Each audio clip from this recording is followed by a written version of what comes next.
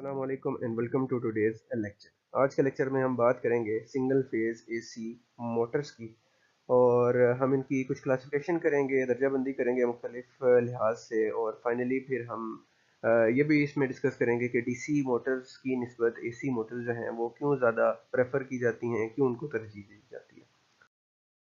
तो लेक्चर के कंटेंट ये है कि सबसे पहले हम सिंगल फेज मोटर को इंट्रोड्यूस करेंगे, उसका तारुफ देखेंगे, फिर उसकी कुछ एप्लीकेशंस देखेंगे, इस्तेमालात देखेंगे, उसकी तरजीहात देखेंगे कि डीसी मोटर पे इसको क्यों तरजीह दी जा रही है, और फाइनली फिर इसकी हम दर्जाबंदी करेंगे मुख्तलिफ लिहाज से। इस स्लाइड्स पे कुछ मोटर के हवाले से टर्म्स हैं जो हमें मोटर को समझने के लिए पता होनी चाहिए। सबसे पहले मोटर बजाते खुद क्या है? तो मोटर एक ऐसा आला है, एक ऐसी डिवाइस है जो कि इलेक्ट्रिकल एनर्जी को मैकेनिकल एनर्जी में कन्वर्ट करती है। एसी मोटर एक ऐसी मोटर है जो कि एसी सप्लाई यानी अल्टरनेटिंग करंट सप्लाई पे वर्क करती है। सिंगल फेज एसी मोटर एक ऐसी मोटर है जो कि सिंगल फेज एसी सप्लाई पे काम करेगी, जिसको एक लाइव और एक न्यूट्रल चाहिए होगा। जबकि इसी तरह थ्री फेज एसी मोटर एक ऐसी मोटर होगी जो थ्री फेज एसी सप्लाई पे काम करेगी, जिसको तीन लाइव वायर और न्यूट्रल की रिक्वायरमेंट हो भी सकती है और नहीं भी। सिंगल फेज एसी मोटर को mostly fractional horse power motor भी कहा जाता है। उसकी वजह यह है कि जो इनकी पावर रेटिंग होती है वो 1 हॉर्स पावर से कम होती है, अशारिया में होती है, इसलिए इनको फ्रैक्शनल हॉर्स पावर मोटर कहा जाता है।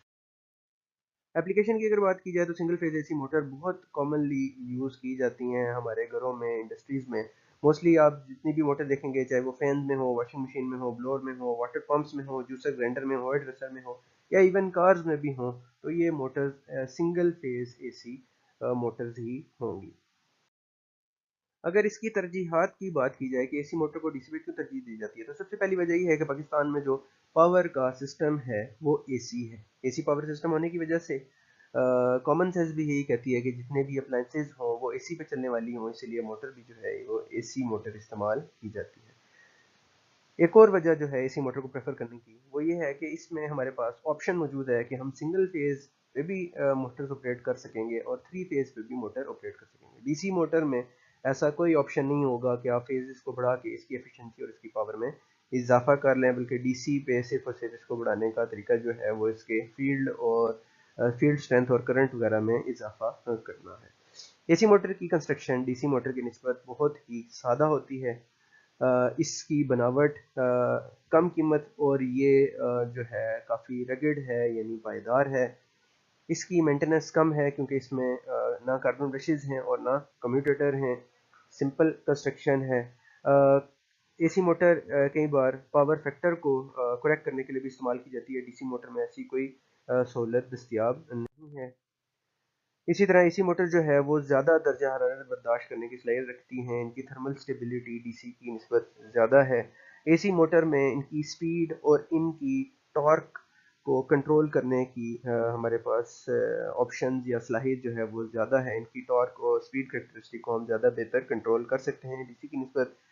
एसी मोटर में हम फिक्स स्पीड भी हासिल कर सकते हैं, तब्दील होने वाली स्पीड भी हासिल कर सकते हैं, और हम स्पीड को एडजस्ट भी कर सकते हैं, जबकि कुछ डीसी मोटर्स में ये करना हमारे लिए मुमकिन नहीं है। इसी तरह एसी मोटर्स को प्रोटेक्ट करने के लिए जिन आलात की ज़रूरत पड़ती है या इनको सपोर्ट करने के लिए ऑक्सिलरी जो इक्विपमेंट चाहिए होता है उसकी कॉस्ट, क्योंकि ज़्यादातर हमारा सिस्टम एसी है और बल्क में प्रोड्यूस हो रहा है, इसलिए उनकी सिस्टम्स और उन इक्विपमेंट की कॉस्ट जो है वो चीप है डीसी मोटर की निस्बत। यही वजह है कि एसी मोटर को डीसी मोटर पे तरजीह दी जाती है। अगर क्लासिफिकेशन की बात की जाए तो प्रिंसिपल ऑफ ऑपरेशन के लिहाज से एसी मोटर की दो इकसाम है। एक जो है टाइप वो सिंक्रोनस मोटर है, और दूसरी मोटर जो है वो एसिंक्रोनस मोटर। सिंक्रोनस मोटर ऐसी मोटर हैं जो कि फील्ड के साथ साथ उनका रोटर जो है, जो मूविंग पार्ट है, वो फील्ड के साथ साथ घूमता है। उसकी स्पीड और जो उसको घुमाने वाली फील्ड है उसकी स्पीड एक जैसी होती है। जबकि एसिंक्रोनस मोटर में हमेशा जो रोटर होता है उसकी गर्दिश फील्ड की निस्बत कम स्पीड पे होती है। अगर सिंक्रोनस मोटर की फर्दर टाइप की बात की जाए तो सिंक्रोनस मोटर में दो टाइप्स हैं। वो एक्साइटेड भी हो सकती हैं, यानी एक बैरूनी सप्लाई के जरिए से इनको इनके रोटर को एनर्जी सप्लाई करके इनको घुमाया जाए, या वो अनएक्साइटेड भी हो सकती हैं, यानी रोटर को किसी भी किस्म की सप्लाई देने की ज़रूरत नहीं है, वो खुद से ही अपने ही बाकी मंदा फ्लेक्स की वजह से घूमेगा। अनएक्साइटेड में दो टाइप्स हैं, उनको रिलक्टेंस और हिस्टेरिसिस मोटर्स कहा जाता है। जबकि एसिंक्रोनस में इंडक्शन मोटर्स आती हैं और कम्यूटेटर मोटर्स भी पाई जाती हैं।